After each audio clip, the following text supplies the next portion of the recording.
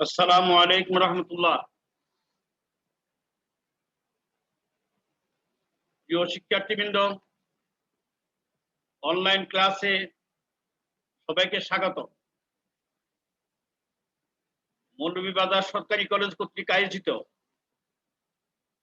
Online ক্লাসে সকল প্রিয় ছাত্রছাত্রীবৃন্দকে আমার আন্তরিক শুভেচ্ছা। একাদশ শ্রেণী ইসলাম ইতিহাস ও সংস্কৃতি বিভাগ, ইসলামী ইতিহাস ও সংস্কৃতি প্রথম পত্র। আলোচ্য বিষয় মহানবী সাল্লাল্লাহু আলাইহি ওয়াসাল্লামের নবুয়তের পূর্বের জীবনী। রাসূল করিম সাল্লাল্লাহু আলাইহি ওয়াসাল্লামের জীবনী আমরা আলোচনা করব, তবে নবুয়তের পূর্বের জীবনী। হাফিজ মোহাম্মদ মাহবুব রহমান উসমানী, সহযোগী অধ্যাপক, ইসলামী ইতিহাস ও সংস্কৃতি, মৌলভীবাজার সরকারি কলেজ, মৌলভীবাজার। এখন আমরা আসি মহানবী সাল্লাল্লাহু আলাইহি ওয়াসাল্লামের জীবনী নিয়ে আমরা আলোচনা করব। মহানবী সাল্লাল্লাহু আলাইহি ওয়াসাল্লামের জীবনী কয়েকটি ভাগে বিভক্ত। প্রথমত তিনটি ভাগে বিভক্ত। একটা হলো নবুয়তের পূর্বের জীবন, আর নবুয়তের পরের জীবন দুই ভাগে বিভক্ত। মক্কায় যতদিন অবস্থান করেছেন মাক্কি জীবন, মক্কা সে মদিনায় চলে যাওয়ার পরে মদিনাতে 10 বছর, এটা মাদানী জীবন। মক্কায় 13 বছর ছিলেন মাক্কি জীবন, মাদানীতে 10 বছর ছিলেন মাদানী জীবন। সেই হিসাবে পবিত্র কোরআনও দুই ভাগে বিভক্ত। মক্কায় থাকতে হিজরতের পূর্বে যে কোরআন আয়াতগুলো বা সূরাগুলো নাজিল হয়েছিল মাক্কি সূরা। হিজরতের পরে পবিত্র কোরআনের যা সূরা, যে সূরাগুলো নাজিল হয়েছিল সেগুলো মাদানী সূরা হিসাবে অভিহিত করা হয়েছে। প্রিয় ছাত্রছাত্রীবৃন্দ, সেই হিসাবে মহানবী সাল্লাল্লাহু আলাইহি ওয়াসাল্লামের নবুয়তের পূর্বের মাক্কি জীবনটা নিয়ে আমরা আজকে আলোচনা করব। এই ব্যাপারে আমরা আজকে একটি ভূমিকা আমরা দেওয়ার চেষ্টা করি। আমরা জানি হযরত মুহাম্মদ সাল্লাল্লাহু আলাইহি সাল্লাম 570 খ্রিস্টাব্দে মক্কা নগরে জন্মগ্রহণ করেন। মায়ের নাম আমেনা, পিতার নাম আব্দুল্লাহ এবং দাদার নাম আব্দুল মুত্তালিব। দাদার নাম আব্দুল মানাফ। কুরাইশ বংশে নবীজি জন্মগ্রহণ করেছেন। জন্মের 6 বছর 6 মাস আগে অথবা 5 মাস আগে মহানবী সাল্লাল্লাহু আলাইহি সাল্লামের আব্বা মারা যান। জন্মের 6 বছর পরে মা আমেনা মারা যান। এরপরে দাদা আব্দুল মুত্তালিব লালন পালন করেন। দাদার পরে চাচা আবু তালেব লালন পালন করেন। এরপরে তিনি 14-15 বছর বয়সের তার একটা যুদ্ধ হয়েছিল। তিনি সেখানে 17 বছর বয়সে এই হেলফুল হুজুর, আর যেন যুদ্ধ না হয়, হেলফুল হুজুর সংগঠন প্রতিষ্ঠা করেছেন। প্রথমে 12 বছর বয়সে একবার সিরিয়া যান, আবার 20 বছর বয়সেও একবার হযরত খাদিজার ব্যবসায়ী কাফেলা নিয়ে সিরিয়া যান। 25 বছর বয়সে হযরত খাদিজার সাথে বিবাহ বন্ধনে আবদ্ধ হন। 35 বছর বয়সে তিনি এই হজ্জে আসওয়াদ স্থাপনে তিনি মীমাংসা, আরবদের একটি সংঘর্ষকে এড়িয়ে তিনি মীমাংসা করে দেন, সংঘর্ষ বন্ধ করে দেন। তারপরে নবুয়তের আগে 39 বছর বয়সে তিনি হেরা গুহা আসা যাওয়া শুরু করে দেন এবং 40 বছর বয়সে 3 বছর আসা যাওয়ার পরে 40 বছর বয়সে তিনি নবুয়ত প্রাপ্ত হন। একটা কথা মনে রাখা দরকার যে মহানবী সাল্লাল্লাহু আলাইহি সাল্লামের জীবনী কিন্তু শুরু হয়েছে মহা আসমান ও জমিন সৃষ্টি আগেই, অর্থাৎ 1000 বছর আগেই নবুয়ত রাসূলের জীবনী কার্যক্রম শুরু হয়েছে। আর সাধারণত মানুষের জীবনী শুরু হয় জন্মের পর থেকে, কিন্তু আমার নবীজির জীবনী শুরু হয়েছে জন্মের আগ থেকে। অর্থাৎ নবীর বিভিন্ন কিতাবে নবীর জীবন জীবনী আলোচনা হয়েছে, সিরাত আলোচনা হয়েছে। নবীজির আগমন বার্তা তারা দিয়েছিলেন। বিভিন্ন অনেক যুগ যুগ আম্বিয়া আলাইহিম সালাম রাসূলগণ, শেষ পর্যন্ত ঈসা আলাইহিস সালাম, ইব্রাহিম আলাইহিস সালাম, মুসা আলাইহিস সালাম তারাও এই আগমন বার্তা দিয়েছিলেন। ঈসা আলাইহিস সালাম সুখবর দিয়েছিলেন। ইব্রাহিম আলাইহিস সালাম কাবা নির্মাণ করে নবীর জন্য দোয়া করেছিলেন, রাসূলের জন্য দোয়া করেছিলেন রাসূলের আগমনের জন্য। তো সুতরাং সেই হিসাবে মহানবী সাল্লাল্লাহু আলাইহি সাল্লামের জীবনী কিন্তু আসমান ও জমিনের সৃষ্টির আগ থেকে শুরু আর কিয়ামত পর্যন্ত চলবে এইভাবে। এবং মহানবী সাল্লাল্লাহু আলাইহি ওয়াসাল্লামের পুরাটা জীবনটাই জীবনী মানে সিরাত। শুধু যখন তিনি জন্মগ্রহণ করেছিলেন ওই মুহূর্তটা তার হলো মিলাদ। মিলাদের সামান্য সময় ওই দিনটায় আর তার জীবনের সর্বাবস্থা প্রতিদিনে প্রতি মুহূর্তই সিরাত হিসাবে গণ্য হয়। এখন আসুন আমরা মহানবী সাল্লাল্লাহু আলাইহি সাল্লাম যে আম যে মক্কাতে তিনি জন্মগ্রহণ করেছেন ৫৭০ খ্রিস্টাব্দে আমরা সেই রাসূলের জন্ম বৃত্তান্ত নিয়ে আমরা একটু আলোচনা করব। আমরা জানি রাসূল করিম সাল্লাল্লাহু আলাইহি সাল্লাম যখন আরবে আসেন, আরবে তখন অন্ধকারাচ্ছন্ন ছিল। হ্যাঁ? মানুষ অন্যায় অনাচারে নিমজ্জিত ছিল। নৈতিকতার দিক দিয়ে একবার অবক্ষয় ছিল। অন্ধকারে ছিল। যেখানে আল্লাহ পাক এখানে আইয়ামে জাহেলিয়া বলে এই যুগকে অভিহিত করেছেন। এমন মানুষ এমন নিষ্ঠুর হয়েছিল যে নিজের সন্তানকে, মেয়ে সন্তানকে তারা জীবন্ত কবর দিত। এই নিষ্ঠুরতাকে বন্ধ করে দিয়ে আঁধারকে দূরীভূত করে আলোর আগমন। রাসূলকে আল্লাহ পাক আলো বলেছেন। পবিত্র কোরআনে আল্লাহ বলছেন, আউযু বিল্লাহি মিনাশ শাইতানির রাজীম। বিসমিল্লাহির রহমানির রহিম। ক্বাদ জাআকুম মিনাল্লাহি নূরুন ওয়া কিতাবুম মুবিন। আল্লাহর পক্ষ থেকে সুস্পষ্ট নূর আলো চলে আসছে। এই আলো তিনি অন্ধকারকে দূরীভূত করেছেন। চাঁদের আলো আলো, সূর্যের আলো আলো। যেমন পৃথিবীর মানুষ সূর্যের আলো ছাড়া বাঁচতে পারে না। কোন জীব বাঁচতে পারে না, কোন প্রাণী বাঁচতে পারে না, কোন ঘাস, গাছগাছরা এগুলো বাঁচতে পারে না। যেখানে অর্থাৎ পৃথিবীর কিছুই বাঁচতে পারে না সূর্যের আলো ছাড়া। আলো ছাড়া কিছু বাঁচতে পারে না। সেখানে নবীর নবুয়ত ছাড়া, আমার নবীজির আলো ছাড়া, নবীর আদর্শ ছাড়া এই পৃথিবীর মানুষ কিছুতেই বাঁচতে পারে না। নদী অবক্ষয়ের মানে অতল তলে চলে যাবে। যেমন বর্তমান হচ্ছে। নবীর আদর্শ থেকে আমরা বিচ্যুত হওয়ার কারণে আজকে আমাদের সকল রকমের অন্ধকার আমাদেরকে চেয়ে গেছে। তো সুতরাং আসো আমরা নবীকেও নূর বলা হইছে, আলো বলা হইছে। নবীর সাথে যে কিতাব দেওয়া হয়েছে এটাকেও আলো বলা হইছে। যেমন পবিত্র কোরআনে আল্লাহ বলছেন, আলিফ লাম র কিতাবুন আনজালনাহু ইলাইকা লিতুখরিজান নাসা মিনাজ জুলুমাতি ইলান নূর। কিতাবকেও আল্লাহ বলছেন আলোকবর্তিকা। আবার কোরআন শরীফ আল্লাহকেও আল্লাহ বলছেন, আল্লাহু নূরুস সামাওয়াতি ওয়াল আরদি। আল্লাহও নূর, কিতাবও নূর, নবীও নূর। হ্যাঁ? এবং পবিত্র কোরআন শরীফে এইভাবে আল্লাহ রাব্বুল আলামিন বলেছেন, আল্লাযীনা ইয়াত্তাবিউনা নাবিয়াল উম্মিয়াল্লাযী ইয়াজিদুনাহু মাকতুবান ইনদাহুম ফিত তাওরাতি ওয়াল ইনজিল ইয়া'মুরু বিল মা'রুফি ওয়া ইয়ানহা আনিল মুনকার ويحل لهم الطيبات ويحرم عليهم الخبائث ويضع عنهم إصرهم والأغلال التي كانت عليهم فالذين آمنوا به وعزروه ونصروه واتبعوا النور الذي أنزل معه أولئك هم المفلحون। তারা নবীকে সম্মান করবে, নবীকে সজদা করবে। নবীর সাথে যে নূর অর্থাৎ আল কিতাব নাজিল হইছে, যারা এই কিতাব অনুসরণ করবে তারাই সফল কাম হবে, কৃতকার্য হবে। শুধু আল্লাহও নূর, নবীও নূর, নবীর কিতাবও নূর। আল্লাহর হুকুম যারা মানে, নবীর তরিকা যারা মানে, কিতাব অনুযায়ী জীবনকে গঠন করে তারাই আলোকিত, তাদের জীবনটা আলোকিত জীবন। আসো আমরা নবীজির সে আলোকিত জীবন, হ্যাঁ, ধনাঢ্য জীবন, সুন্দর একটি জীবন, মহিমান্বিত জীবনটা জীবনে নিয়ে আমরা আলোচনা করি। যে জীবনে কোনো খুঁত নাই, নিখুঁত। আল্লাহ রাব্বুল আলামিন পবিত্র কোরআনে নবীকে বলছেন, ওয়া ইন্নাকা লাআলা খুলুকিন আযীম। হে নবী, আপনি হচ্ছেন মহান, উন্নত, মহা চরিত্রের অধিকারী, মহিমান্বিত চরিত্রের অধিকারী। তো সেই রাসূলের চরিত্র নিয়ে আমরা, জীবন নিয়ে আমরা আলোচনা করার আমরা চেষ্টা করি। আলোচ্য বিষয় সম্পর্কে তোমরা জানো। আলোচ্য বিষয় মহানবী সাল্লাল্লাহু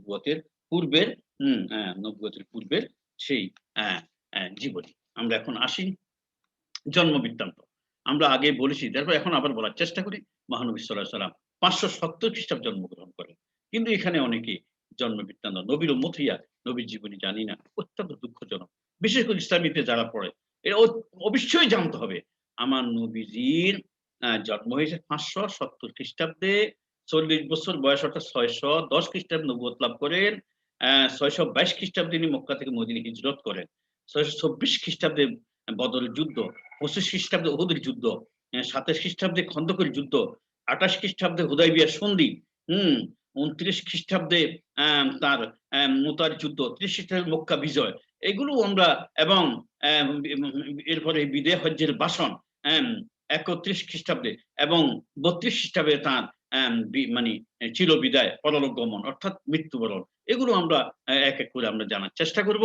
এখন আসো আমরা মহানবী সাল্লাল্লাহু আলাইহি ওয়াসাল্লাম জন্ম বৃত্তান্ত, তিনি জন্মগ্রহণ করার পরে, জন্মগ্রহণ করার 6 মাস বা 5 মাস আগে তার আব্বাজান দুনিয়া থেকে বিদায় হয়ে যান, এবং জন্মগ্রহণ করার সাথে সাথে যেন পূর্ণিমার চাঁদ হযরত আমিনার কোলে এসেছে, ঘর আলোকিত হয়ে যায়। মানে রাসূল এত সুন্দর ছিলেন, এত উজ্জ্বল ছিলেন, সূর্যের আলোকে ম্লান করে দিতে পারেন। রাতের বেলা চন্দ্রের আলোকে তিনি ম্লান করে দেন, অন্ধকার করে দেন তার চেহারার আলোতে। এত সুন্দর ছিলেন, এত সৌন্দর্য নবীর ছিল। সুতরাং এই নবীর চেহারাকে কেন্দ্র করে হযরত আমিনা বলেন, আমি স্বপ্নে দেখলাম যে আমার কোলে এক সন্তান, এম এক অতীব বরকতওয়ালা একজন সন্তান আমার এসেছে, যার আলোতে আমি এত আলোকিত বিশ্ব হয়ে গেছে, আমি সিরিয়ার রাজপ্রাসাদ দেখতে পেয়েছি। সুবহানাল্লাহ ওয়া বিহামদিহি, সুবহানাল্লাহ। তো কত সেই আলোকিত সে হযরত মহানবী সাল্লাল্লাহু আলাইহি ওয়াসাল্লাম, এবং তার এই তিনি যে আলো এবং নূর, তার এই জন্মের সাথে সাথে তাকে সারা বিশ্বকে ভ্রমণ করানোর জন্য ফেরেশতারা নিয়ে গেছিল। যারা বিশ্ব নবী তিনি যেহেতু, এইজন্য বিশ্ব ভ্রমণের জন্য নিয়ে গেছে। তিনি যেহেতু বিশ্ব নবী, হ্যাঁ? ইন্নী রাসূলুল্লাহ ইলাইকুম জামিয়া, আমি বিশ্ব নবী, রাসূল নিজেই বলছেন। তো বিশ্ব নবী হিসেবে বিশ্বকে ভ্রমণ করানোর জন্য নিয়ে গেছে। মানে বিশ্ব চেয়েছিল, আসমান ও জমিন, আরশ, কুরসি সব চেয়েছিল নবীকে। কিন্তু আল্লাহ পাক মানুষের কাছে, মানুষের আবেদন পূরণ করছে। মানুষের জন্য নবীকে পাঠিয়েছেন। আসমান ও জমিনকে, আসমানকে দেন নাই, আরশ কুরসিকে দেন নাই। তারপরেও তারা যেহেতু চেয়েছিল, তাদেরকে দেখানোর জন্য, ফেরেশতাদেরকে দেখানোর জন্য আল্লাহ রাব্বুল আলামিন নবীর জন্মের পরে নবীকে ভ্রমণ করানো হয়েছে। যেহেতু পবিত্র কোরআনে আল্লাহ পাক কোরআনে বলছেন, আল্লাহ হচ্ছেন রব্বুল আলামিন, সমগ্র জগতের প্রভু। আর নবী হচ্ছেন সমগ্র জগতের রহমত, করুণা। আল্লাহ আল্লাহর আল্লাহর মালিকানা যত জায়গা আছে, আল্লাহ যত জায়গার প্রভু, প্রতিপালক, পালনেওয়ালা, সকল জায়গার মানে করুণা, রহমত হচ্ছেন আমাদের নবীজি রাহমাতুল্লিল আলামিন জনাবে মুহাম্মদ রাসূলুল্লাহ সাল্লাল্লাহু আলাইহি ওয়াসাল্লাম। আল্লাহ পাক কোরআন শরীফে এই কথা বলছেন, ওয়ামা আরসালনাকা ইল্লা রাহমাতাল লিল আলামিন। হ্যাঁ, আল্লাহ হচ্ছেন রব্বুল আলামিন, নবী হচ্ছেন রাহমাতুল লিল আলামিন। নবীজি যখন জন্মগ্রহণ করেছেন, নবীর আলোতে পুরা ঘর আলোকিত হয়ে যায়। এই জন্য মানে এই মানে তার আমেনাকে কেন্দ্র করে, আমনাকে লক্ষ্য করে কবি নজরুল কি সুন্দর নাত পরিবেশন করেছেন।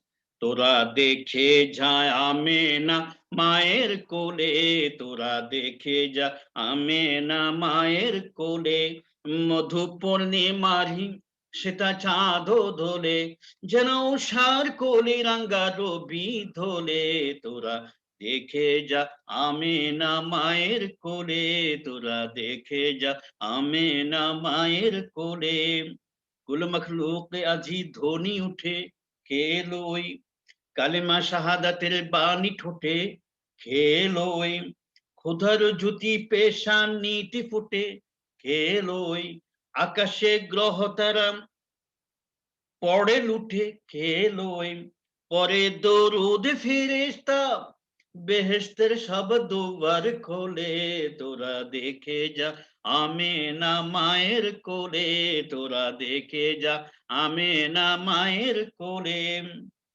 মানুষে মানুষের অধিকার দিল যে জন, এক আল্লাহ ছাড়া প্রভু নাই কহিল যে জন, মানুষের লাগি চিরদিন বেশ ধরিল যে জন, বাদশাহ ফকিরে এক সারি, বাদশাহ ফকিরে এক সারিতে করিল যে জন, এলো ধরায় ধরা দিতে সেই সে নবী,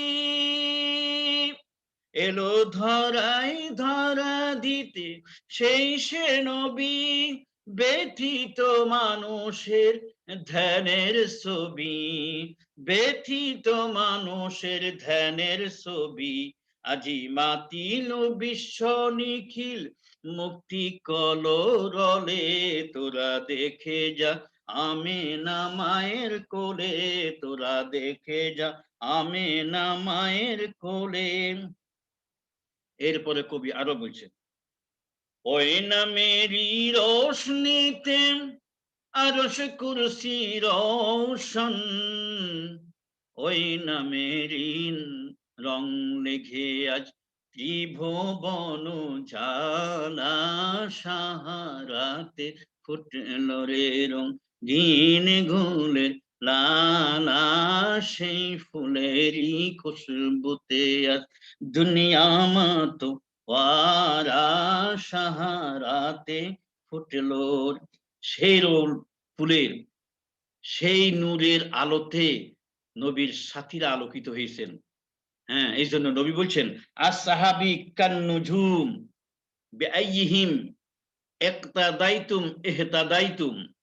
আমার সাহাবীরা হচ্ছে, সাথীরা হচ্ছে আকাশের উজ্জ্বল নক্ষত্র, তোমরা যাকেই অনুসরণ করবে তুমি হেদায়েত পাবে। সুতরাং নবীর আলোতে আলোকিত সাহাবায়ে কেরাম, নবীর আলোতে সারা বিশ্ব আলোকিত, নবীর আলোতে ফকির দরবেশ ওলি আল্লাহর আলোকিত।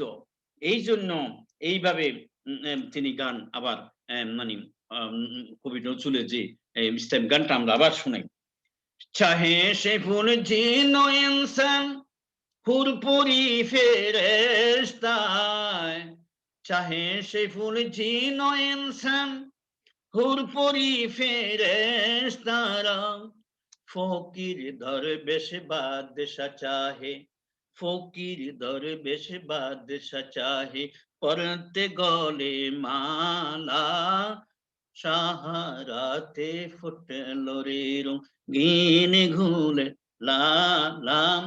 দুনিয়াকে উজালা করে দিয়েছেন, আলোকিত করেছেন, অন্ধকারকে দূরীভূত করে দিয়েছেন। আজকেও যদি নবীর অনুসরণ করি, নবীর আলোতে আমরা আলোকিত হয়ে যাই, আজকে অন্ধকার দূর হয়ে যাবে।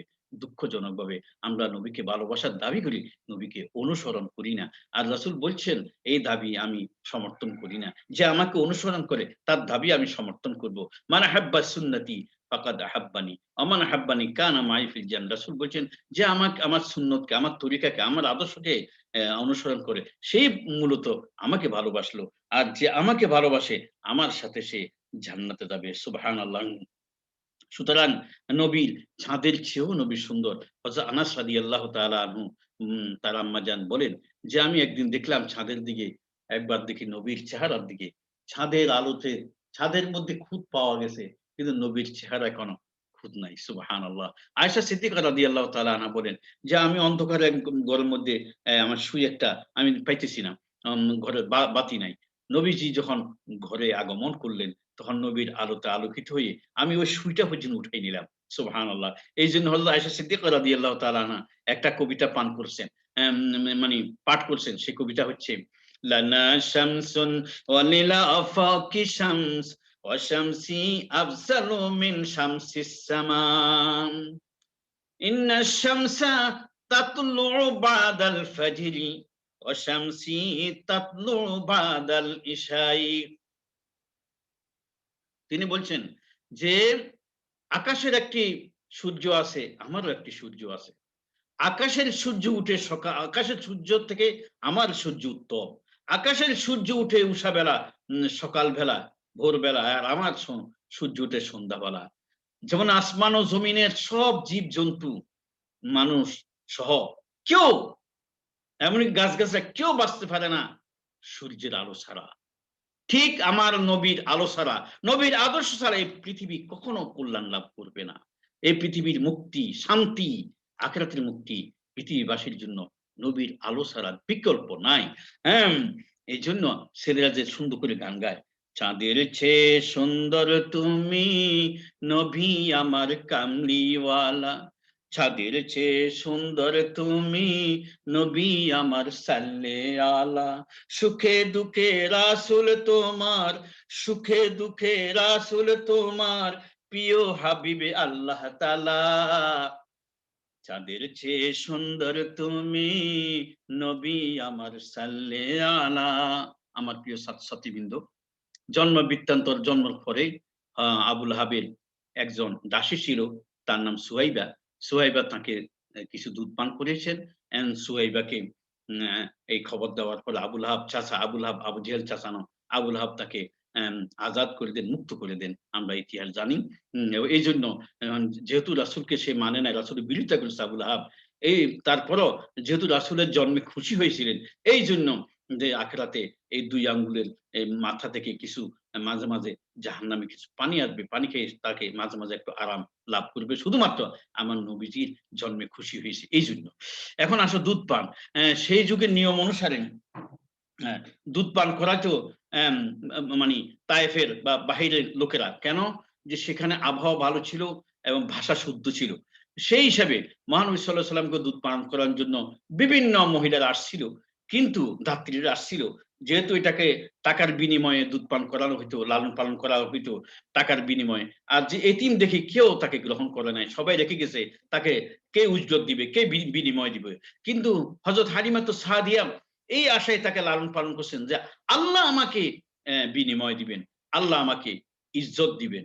সেই হিসাবে হযরত হালিমাতুস সাদিয়া রাদিয়াল্লাহু তাআলা আনহা তিনি এই সন্তানকে সাদরে গ্রহণ করলেন যে আল্লাহ আমাকে এর ব্যবস্থা করবে। তারা কিন্তু দুঃখজনকভাবে এর আগে তাকে গ্রহণ করার আগে তার উটনী যে ছিল তার দুধ ছিল না।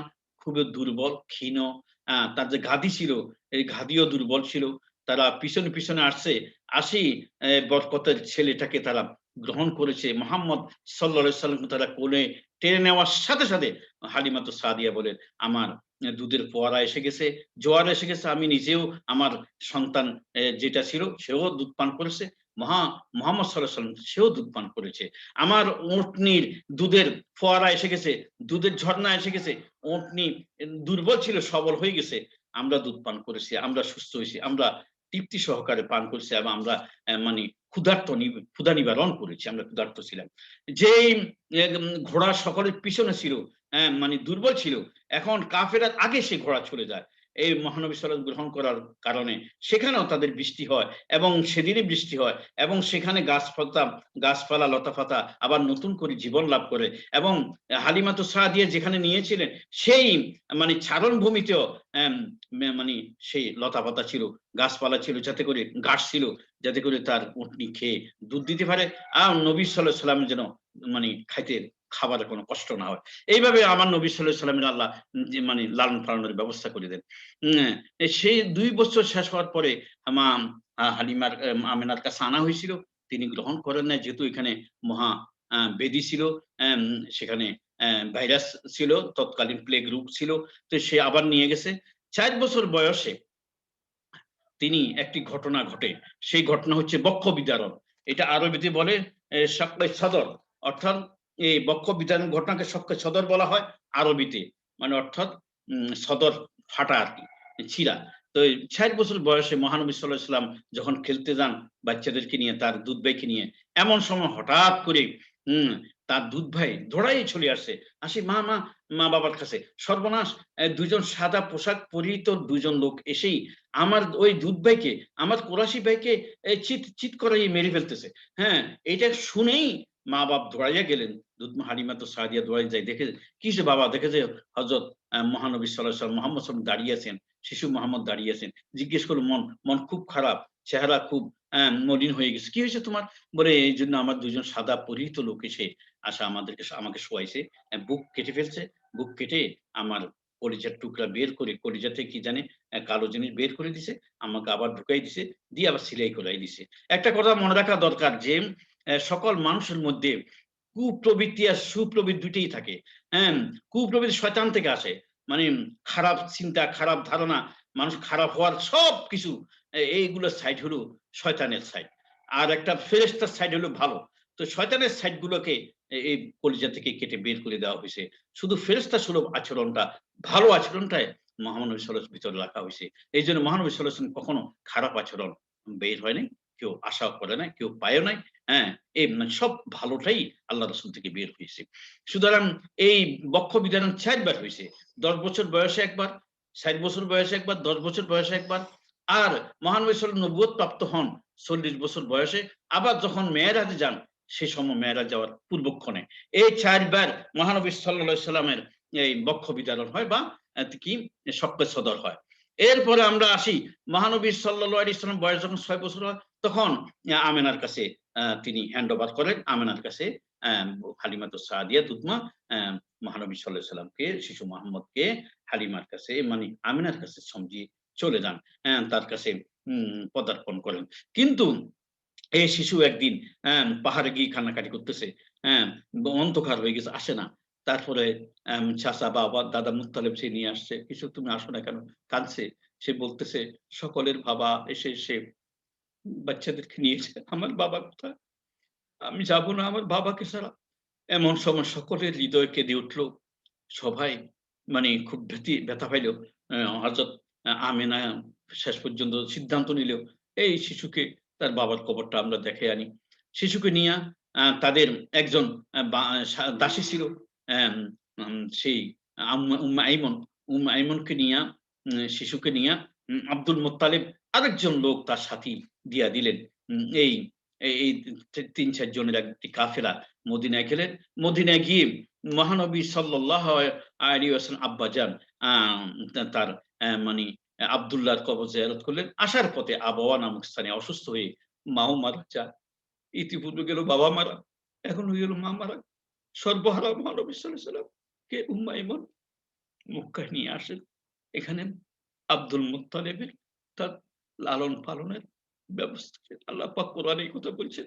সূরা দোহার মধ্যে আউযু বিল্লাহি মিনাশ শাইতানির রাজিম বিসমিল্লাহির রহমানির রহিম। আলাম ইয়াজিদকা ইয়াতীমান ফাআওয়া ওয়া ওয়াজাদাকা দাল্লান ফাহাদা। হে নবী, আমি কি আপনাকে এতিম পাই নাই? আশ্রয়ের ব্যবস্থা করছি। আমি কি পথহারা হাত পাই নাই? পথের দিশা দিয়েছি। সুতরাং মা আমিনার মৃত্যু দাদা মুত্তালিব লালন পালন। দাদা মুত্তালিবের এই শিশু সন্তান নির্যাতনে খুশি। সবাই শিশুকে কোলে আনা হইতো। দাদা মুত্তালিবের শিশু গর্ব করত। আমার চেহারা উজ্জ্বল করছে কাবা শরীফ বসে। শিশুকে তার ছাদের উপর রাখতেন। অনেক আদর করতেন। কিন্তু এই দাদাও মারা যায়। ৫ নম্বরে দাদার মৃত্যুর পরে চাচা আবু তালেব তার লালন পালন দায়-দায়িত্ব গ্রহণ করেন। হুম? অ্যা যখন ৬ বছর শিশুর বয়স যখন ৮ বছর হয়ে দাদা মারা যায়, মহানবী সাল্লাল্লাহু আলাইহি ওয়াসাল্লাম যখন ১২ বছর বয়স হন, তখন চাচার সাথে তিনি সিরিয়া গমন করেন। সিরিয়া গমন করার পরে সিরিয়া যেখানে তারা অবস্থান করছিলেন, সে ঠিক উপরে অ্যাম একটা পাহাড়ের উপরে এক সন্ন্যাসী থাকতো। তিনি খ্রিস্টান ধর্মের ছিলেন এবং তিনি তাওরাত সম্পর্কে ইনজিল সম্পর্কে তিনি পারদর্শী ছিলেন। ইনজিল কিতাবে মহানবী সাল্লাল্লাহু আলাইহি ওয়াসাল্লামের আগমনের বার্তা ছিল। আগমনের সব নমুনা ছিল। কি ধরনের চেহারা হবে, কি ধরনের তার মধ্যে কি থাকবে, তার মোহরে নবুয়ত থাকবে কি, তার যত রকমের তার মানে থাকবে মানে নমুনা সবগুলো তিনি লক্ষ্য করে দেখছেন। ইনি হযরত মুহাম্মদ সাল্লাল্লাহু আলাইহি ওয়াসাল্লাম হবেন। তিনি দেখলেন যে মেঘ রোদের মধ্যে মেঘ ছায়া দিচ্ছে। তিনি দেখলেন ফেরেশতারা তাকে ছায়া দিচ্ছেন। তিনি দেখলেন যে গাছের নিচে বসছে মানে সূর্য যেদিকে যাক সেটা কিন্তু আসা যায় না। কিন্তু মহানবী হযরত মুহাম্মদ সাল্লাল্লাহু আলাইহি ওয়াসাল্লামের মাথা উপরে গাছ ছায়া দিচ্ছে। এমনকি শেষ পর্যন্ত তিনি আম হইলেন, কনফার্ম হইলেন, এনশিওর করলেন, কনফার্ম হইলেন যে মহানবী সাল্লাল্লাহু আলাইহি ওয়াসাল্লামের ঘাড়ের উপরে মোহর নবুয়ত, নবুয়তের চিহ্ন দেখলেন। যেখানে লেখা আছে লা ইলাহা ইল্লাল্লাহ মুহাম্মাদুর রাসূলুল্লাহ। এই বহাইরা শেষ পর্যন্ত আবু তালিব তাকে নিয়ে যান। হযরত আবু বকরের সাথে আরেকজনকে দিয়ে তিনি মদিনায় পাঠিয়ে দিলেন। যে ইহুদিরা তাকে দেখলে তার ক্ষতি করতে পারে। তাকে পাঠিয়ে দেন। এবং তিনি তাকে যে দিলেন, তাকে যে সার্টিফিকেট করলেন, সার্টিফাই করলেন এই কথা বলি। মহানবীকে দেখেই তিনি বললেন তিনিই নবী হবেন। তার ভবিষ্যৎবাণী ছিল এই, হাযা সাইয়্যিদুল আলামিন, হাযা রাসূলু রাব্বিল আলামিন, ইয়াবআসুহুল্লাহু রাহমাতাল লিল আলামিন। এই ৩ টি কথা বলে তার সার্টিফাই করলেন। সেখান থেকে তিনি চলে আসলেন। আসার পরে উম এম আসার পরে যখন তার বয়স ১৫ অথবা ১৪ হয়, ১৪ অথবা ১৫ হয়, তখন আরবে এক ভয়াবহ ঘটনা ঘটল। ৪ বছর যাবৎ একটা যুদ্ধ হইল। যত যুদ্ধই ইতিপূর্বে হইছে, কোন যুদ্ধের সময় আরবেরা ৪ টা মাসকে তারা সম্মান দিত। এই ৪ টা মাস পবিত্র মাস বলে কোরআনে উল্লেখ আছে। আশরে হরম। এই ৪ টা মাস হচ্ছে জিলকাদ, জিলহাজ, মুহররম এবং রজব। কিন্তু দুঃখজনকভাবে এই ৪ টি মাস তারা তোয়াক্কা করে নাই। এই ৪ টি মাসেরও তারা মূল্যায়ন করে নাই। ৪ বছর একটি যুদ্ধ চলছে। ফিজার যুদ্ধ। হারবুল ফিজ্জার অর্থাৎ অপরাধীদের যুদ্ধ, যুদ্ধ তো বলছে, কিন্তু অপরাধীরা কেন? যে 4 মাসও তারা তোয়াক্কা করে না, যুদ্ধ চালিয়ে নিয়েছে, এই জন্য তারা অপরাধী। ওই কারণে এই যুদ্ধের নাম হচ্ছে ফিজ্জারের যুদ্ধ অথবা হারবুল ফুজ্জার। সেই যুদ্ধের পরে এই যুদ্ধটা মানে যখন সবাই মিলে বন্ধ করেছে, নবীও সেখানে অংশগ্রহণ করেছেন, বন্ধের ব্যাপারে ভূমিকা রাখছেন। এরপরে হেল্পফুল ফুজুল সংগঠন কায়েম করে আর যে যুদ্ধ না হয় এই ব্যবস্থা তিনি করেছেন। সে হেল্পফুল ফুজুলের মধ্যে এটা মানে কল্যাণ সংগঠন, এটা হলো শান্তি সংঘ, হ্যাঁ, এটা হলো আম এই শান্তি সংঘ যেটা প্রথম প্রতিষ্ঠা করেছেন প্রিয় নবী মোহাম্মদ সাল্লাল্লাহু আলাইহি ওয়াসাল্লাম ১৭ বছর বয়সে। যেহেতু ১৪ থেকে ১৭ বছর পর্যন্ত ৪ বছরের কন্টিনিউ যুদ্ধ ছিল। এই যুদ্ধ বন্ধ করার জন্য তিনি কতিপয় যুবকদেরকে নিয়ে একসাথে করেছেন। এদের অনেকের নাম ফজল মিয়া। এইজন্য হেল্পফুল ফুজুল। আর ফুজুল অর্থাৎ কল্যাণ, ফুজুল অর্থ মানে শান্তি। এইজন্য এটা শান্তি সংঘ। হেল্প মানে সংঘ, কমিটি। হ্যাঁ, হেল্প মানে মানে কি? ইয়ে করা, এই শপথ করা। শপথ করেছিল তারা যে আর অত্যাচারী যারা জালেমদেরকে এখানে উৎখাত করা হবে, জালেমদের এখানে জায়গা নাই, মাজলুমদেরকে সাহায্য করা হবে। ৫টি জিনিসের উপরে তারা সেই হেল্পফুল ফুজুল সংগঠন উদ্দেশ্য ৫টি ছিল। একটি হলো জালেমদের উৎখাত, এখানে জালেমদের কোনো স্থান নাই। মাজলুমদেরকে সাহায্য করা হবে, যারা অত্যাচারিত, নিপীড়িত, নির্যাতিত তাদেরকে সাহায্য করা হবে এবং গরিব, দুঃখী, এতিম, বিধবা এদেরকে সাহায্য করা হবে। ৪ নম্বর, হাজীদেরকে পানি পান করানো হবে, তাদের খাওয়ার ব্যবস্থা করা হবে, তাদেরকে নিরাপত্তা দেওয়া হবে। ৫ নম্বর, ব্যবসা বাণিজ্য এবং নারীদের নিরাপত্তার ব্যবস্থা করা হবে। এই যে ৫টি উদ্দেশ্য নিয়ে এই সংগঠন হযরত মহানবী সাল্লাল্লাহু আলাইহি সাল্লাম প্রতিষ্ঠা করলেন ১৭ বছর বয়সে। এখন আমরা আসি হযরত খাদিজার পক্ষে ব্যবসা কাজে সিরিয়া গমন, ওই সন্ন্যাসী নাস্তুরার ভবিষ্যৎবাণী। এখানে একটা কথা মনে রাখা উচিত যে ২০ বছর বয়সে মহানবী সাল্লাল্লাহু আলাইহি সাল্লাম মক্কার এক ধনাঢ্য মহিলা খাদিজা, তার বিশাল ব্যবসায়ী ইয়ে ছিল, ব্যবসায়িক বিজনেস পারপাস ছিল, বিজনেস ইনস্টিটিউশন ছিল, প্রতিষ্ঠান ছিল। এই বিজনেস প্রতিষ্ঠানে তিনি তিনি তার সাথে শেয়ারের ব্যবসা করছেন। অর্থাৎ শেয়ারের ব্যবসার নিয়ম হচ্ছে এই যে মানে মূলধন একজনের, শ্রম একজনের, এটাকে মুদারাবা বলে। এই মুদারাবার ভিত্তিতে মহানবী সাল্লাল্লাহু আলাইহি সাল্লাম খাদিজার ব্যবসায়ের দায়িত্ব গ্রহণ করেন। তার ম্যানেজার নন, তার কর্মচারীও নন, নাউজুবিল্লাহ। মহানবী সাল্লাল্লাহু আলাইহি সাল্লাম তার ব্যবসায়ের মানে তাকে তার শেয়ারে তাকে ব্যবসা করেন। সেখানে তার মূলধন ছিল খাদিজার, আর শ্রম ছিল মহানবী সাল্লাল্লাহু আলাইহি সাল্লাম। খাদিজার একজন দাস ছিল, তার নাম হলো মাইসারা, তাকে নিয়ে তিনি সিরিয়াতে গমন করেন। সেখানে আরেকজন সন্ন্যাসীর দেখা হইল, তার নাম হলো নাস্তুরা। তিনি তারা দেখি এগুলো সব দেখেছেন যে ফেরেশতারা তাকে ছায়া দিচ্ছে, গাছ ছায়া দিচ্ছে। যেই গাছের নিচে তিনি বসছেন, সেই চিৎকার করে বলছে হুয়া হুয়া ওয়াহুয়া রাহমাতুল লিল আলামিন। হ্যাঁ, মানে তিনি বলছেন ওহুয়া নবী ওহুয়া আখিরুল আম্বিয়া। হ্যাঁ, অর্থাৎ তিনিই নবী, তিনিই হচ্ছেন শেষ নবী। এই বলে চিৎকার করে বলছে, কেননা বলছেন এই গাছের নিচে নবীরা ছাড়া হযরত ঈসা আলাইহিস সালাম আর কেউ বসে নাই। নবীরাই এই গাছের নিচে বসছে। সুতরাং তিনি নবী, কোনো সন্দেহ নাই। তারপর সেখান থেকে ব্যবসা বাণিজ্য করে তিনি চলে আসছেন এবং অনেক লাভ হয়েছে। ব্যবসা বাণিজ্যের এক পর্যায়ে কোনো এক কাস্টমারের সাথে তিনি বাকবিতণ্ডা হয়ে গেছে। বাকবিতণ্ডার এক পর্যায়ে ওই লোকে বলছে, তুমি মহানবীকে বলছেন, আপনি লাত মানাতের কসম করে বলেন। তিনি বলছেন, না আমি কখনো আল্লাহর শপথ করে বলছি আমি লাত মানাতকে চিনি না। লাত মানাতকে আমি ঘৃণা করি। এর আমি কসম করি না। আমি আল্লাহর কসম করি বলতেছি, এটা সত্য। সুতরাং তিনি আগ থেকে প্রতিমার প্রতি ঘৃণা তার ছিল। আচ্ছা, তার হযরত এরপরে আমরা আসি ৯ নম্বরে আসি। হযরত খাদিজার সাথে বিবাহ। মহানবী সাল্লাল্লাহু আলাইহি সাল্লাম ওই ওখান থেকে আসার পথে খাদিজা ঘরের ছাদে দেখলেন যে মানে ২ জন সাদা পরিহিত মানুষ, অর্থাৎ ফেরেশতা তাকে কি করতেছে? তাকে ছায়া দিচ্ছে। এগুলো অনেক তার মানে তার সততা, নিষ্ঠা এবং ব্যবসা অনেক লাভ হইছে। কিন্তু এই লাভ অর্ধেক দেওয়ার কথা, কিন্তু তার অনেক বেশি লাভ দিয়ে দিয়েছেন হযরত মহানবী সাল্লাল্লাহু আলাইহি ওয়াসাল্লাম। উনি খুশি হয়ে। তারপরে এই এইটা অনেকগুলো দেখে, তার নৈতিক চরিত্র যেগুলো দেখে, যদিও ইতিপূর্বে খাদিজার বিবাহ হয়েছিল আরো ২ টা। ২ স্বামী মারা গেছেন। বয়স হলো ৪০। এরপরও মহানবী সাল্লাল্লাহু আলাইহি ওয়াসাল্লামের চরিত্রে মুগ্ধ হয়ে তিনি বিয়ের প্রস্তাব রেখেছিলেন। আল্লাহ নবী চাচার পরামর্শে এই বিয়ের প্রস্তাব তিনি গ্রহণ করেছেন। এটা আসলে আল্লাহর হুকুম ছিল। যেহেতু তার কিছু ধনের টাকা পয়সার দরকার আছে, দিন প্রচারের জন্য এগুলো সাহায্যের দরকার আছে। এইজন্য আল্লাহ তার ব্যবস্থা করে দিয়েছেন। আর খাদিজা তো যদিও ২ টা বিবাহ তাতে কিছু আসে যায় না। তিনি পবিত্র ছিলেন, তাকে তাহেরা বলা হইতো। যেভাবে মহানবী সাল্লাল্লাহু আলাইহি সাল্লাম আল আমিন ছিলেন, সাদিক ছিলেন, বিশ্বস্ত সত্যবাদী মহানবীর এত প্রশংসা, ঠিক তেমনি ভাবে সেই যুগে আপনার সেই মহিলারও এরকম নাম ছিল, সুনাম ছিল, পবিত্র মহিলা। সুবহানাল্লাহ বিহামদি সুবহানাল্লাহ। আল্লাহ পবিত্র কোরআন শরীফে ঘোষণা করছেন, আল খাবিসাতু লিল খাবিসিন ওয়াল খাবিসুনা লিল খাবিসাত ওয়াত তাইয়িবাতু লিত তাইয়িবিন ওয়াত তাইয়িবুনা লিত তাইয়িবাত।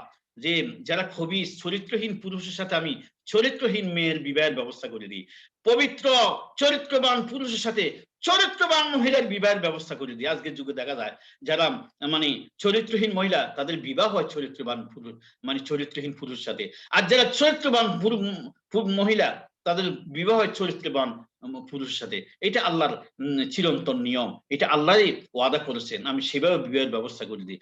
যার কারণে যাদের অন্য মেয়ের সাথে যাদের সম্পর্ক আছে তাদের দাম্পত্য জীবন, এই মেয়ের দাম্পত্য জীবন সুখী হয় না। যে সমস্ত মহিলার অন্য পুরুষের সাথে সম্পর্ক আছে ওই পুরুষের দাম্পত্য জীবন সুখী হয় না।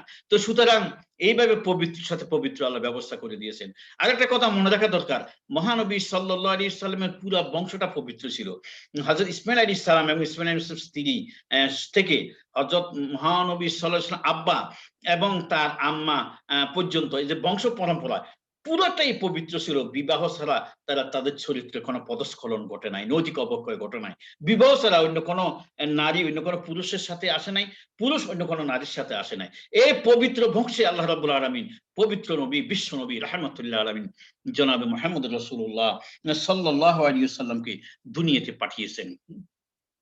সুতরাং তিনি শখে কোনো বিবাহ করেন নাই, আল্লাহর হুকুমেই তিনি প্রয়োজন বোধে করছেন। এই কথাগুলো আমরা সামনে তার বলবো। এখন আমি এই ব্যাপারে সময় কম হিসাবে বলতে পারছি না। এরপরে তিনি ১০ নম্বর আমরা আসি, আল আমিন উপাধি লাভ ও হজ্জে আসওয়াদ প্রতিস্থাপনে মীমাংসা। যখন ৩৫ বছর বয়স হয় তখন কাবাঘর মক্কার লোকেরা কাবাঘর পুনর্নির্মাণ করে। পুনর্নির্মাণ করার সময় একটা মানে কাঠে হয় নাই, যে একটা জাহাজ কিনে আনি তারা বানাইছে পবিত্র পয়সা দিয়া, তারা বানাবে যেহেতু সেই হিসাবে এই তাদের এই টাকায় সংকুলান হয় নাই।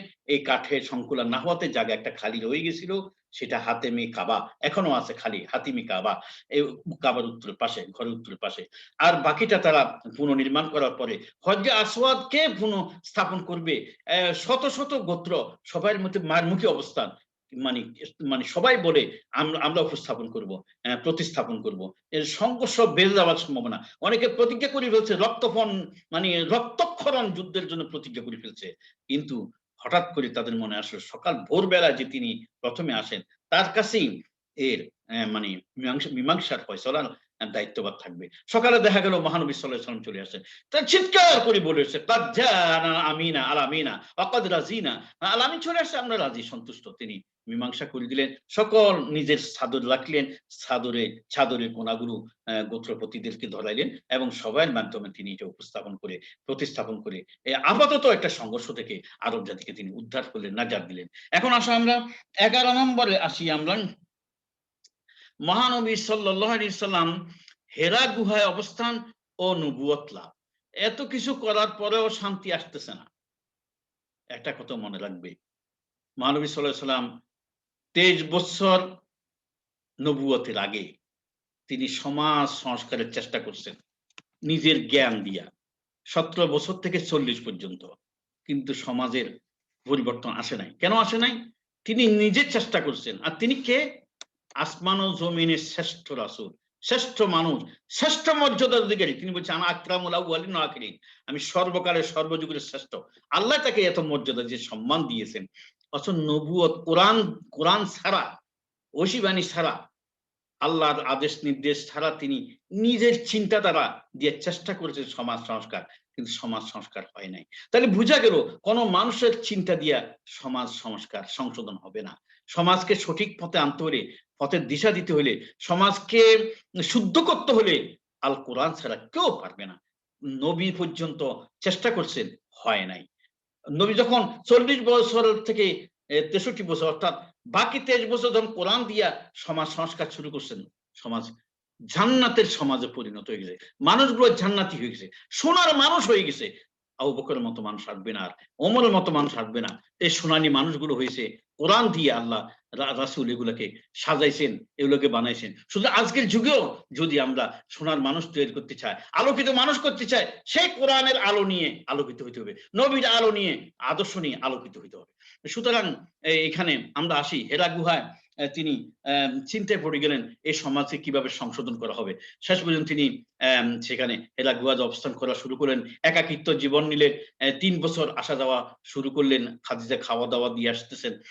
শেষ রমজান মাসের শেষ বছর ৩৯ ৪০ ৩৮ ৩৯ ৪০ ৩৮ বছর বয়স থেকে তিনি আসা যাওয়া শুরু করছেন।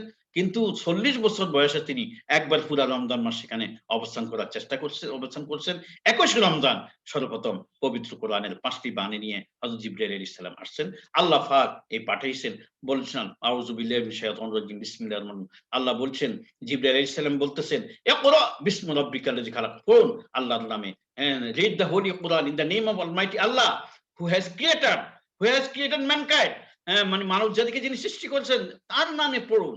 রাসূল বলছেন, মা আনা বিকারি, আমি পড়তে পারি না। তখন হযরত জিবরাইল আলাইহিস সালাম তার মানে বুকের সাথে রাসূলের বুকে মিশাই দিয়ে চাপ দিলেন। তখন তিনি পড়া শুরু করে দিলেন, ইকরা বিসমি রাব্বিকাল্লাযী খালাক, খালাকাল ইনসানা মিন আলাক। পড়ুন সেই মহান আপনার সৃষ্টিকর্তার নাম, যিনি সৃষ্টি করেছেন, তার নামে পড়ুন। এবং যিনি মানুষকে জমাটবদ্ধ রক্ত হতে সৃষ্টি করেছেন, এবং পড়ুন সে আপনার মহান মহিমান্বিত অধিক সম্মানিত মহান রব্বের নামে, যিনি মানুষকে কলম দিয়ে শিক্ষা দিয়েছেন, যিনি মানুষকে এমন কিছু শিক্ষা দিয়েছেন যে তা জানতো না। ইকরা রাব্বুকাল আকরামুল্লাযী আল্লামা বিল কালাম আল্লামাল ইনসানা মা লাম ইয়ালাম। মানুষকে এত কিছু শিক্ষা দিয়েছেন যেটা তা জানতো না। আজকে সমাজে, আজকে ইউনিভার্সিটি, কলেজ ইউনিভার্সিটি যতক্ষণ পর্যন্ত আল্লাহর নাম নিয়ে পড়া না হবে ততক্ষণ তারা শিক্ষিত নয়। শিক্ষিত হইয়াও তারা অশিক্ষিতর মতো আচরণ করবে, যা এমন এমন সমাজে এখন বর্তমান সমাজে করতেছে, অশিক্ষিত আচরণ করতেছে, যেহেতু কোরআনের শিক্ষা, কোরআনের আলো তাদের মধ্যে নাই। সুতরাং কোরআন দিয়ে শিক্ষা করলে সবাই সঠিক শিক্ষা, সঠিক পথের দিশা পাবে। সুতরাং নবুয়ত লাভের পর থেকে জীবন, অন্য জীবন শুরু হয়েছে। আগের জীবন পর্যন্ত আমরা আমাদের আলোচনার সমাপ্তি এখানে। আমার প্রিয় ছাত্রছাত্রীবৃন্দ, আমরা নবীজির জীবন, নবীজি হেল্পফুল ফুজুল সংগঠন কায়েম করছেন। আমরা এই বয়সে আমরা অন্যায় অনাচার বন্ধ করার জন্য, আমরা সংঘর্ষ বন্ধ করে, দর্শন বন্ধ করার জন্য আমরা এইভাবে সবাই অর্গানাইজ হই। তাহলে নবীর অনুসরণ হলো। নবী জীবনে কোনো গান শুনেন নাই, বাজনা শুনেন নাই। গান শুনতে গেছেন, বাজনা শুনতে এক জায়গায় গিয়েছেন, সেখানে তার ঘুম এসে গেছে, কান বন্ধ হয়ে গেছে, কিছু আল্লাহ শোনার নাই। তাহলে গান বাজনা আমরা শুনি না, আমরা অন্যায় অনাচার করি না। আমরা আসো নবীর সুন্দর পুত পবিত্র সেই কি আমরা চরিত্রকে আমরা অনুসরণ করার চেষ্টা করি। নবীর চরিত্রের সাথে আমাদের চরিত্র ঢালাই নি। তাইলে এই আমরা সুখী হব, আমাদের সমাজ সুখী হবে, আমার দেশ সুখী হবে, রাষ্ট্র সুখী হবে। আজকে শুধু দুর্নীতি আর দুর্নীতি, আজকে ধর্ষণ আর ধর্ষণ, এগুলো আর থাকবে না। নবীর জীবনের সাথে আমাদের জীবনে মিলাইনি। আসো আল্লাহ রাব্বুল আলামিন আমাদেরকে সবাইকে নবীর অনুসরণ করার তৌফিক দান করুন, এবং নবীর জীবনী জানার তৌফিক দান করুন, ভালো পরীক্ষা দেওয়ার তৌফিক দান করুন, এবং আমরা করোনা নামক মহামারী থেকে আল্লাহ আমাদের হেফাজত করুন, আল্লাহ আমাদের তওবা করার তৌফিক দান করুন, আল্লাহ আমাদেরকে বিশ্বকে এই করোনা থেকে মুক্তি দান করুন। আমিন। সবাইকে ধন্যবাদ। আসসালামু আলাইকুম ওয়া রাহমাতুল্লাহি ওয়া বারাকাতুহু।